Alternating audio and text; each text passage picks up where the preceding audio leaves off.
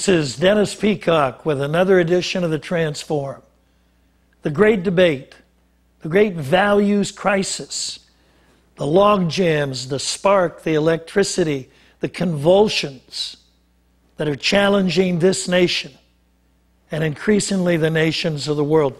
What are the values that are going to take us into the 21st century? All of it right now is stirring around economics, because economics really is the engine of dominion.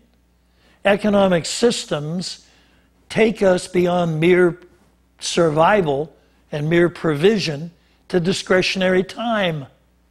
Everybody wants discretionary time. How do I develop myself as a human being beyond just my labor? Economics answers that question. But economics is a machine that is fed by the value systems that are poured into it. Now, one of the major issues that we're facing right now in this great moment of crisis surrounds the whole issue of currency, money. Money has got to be something that creates trust. In other words, currency, if governments issue currency, we have to know that it's going to be repaid, and not repaid at a discounted level because of inflation. And of course, that's a huge issue, because inflation continues, and all the printing of the money and the debt we're in is basically giving us back discounted money because of inflation. That currency has got to be easily transportable. And in a digital world, it's nothing but electronic transfers. So that's taken care of.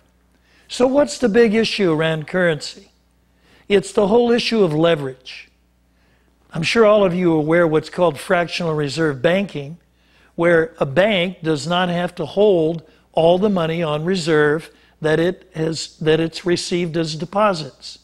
And actually what it does is it cuts out pieces so that it actually distributes for every $1, it creates $10 in debt credit, so to speak, as it engages other banks.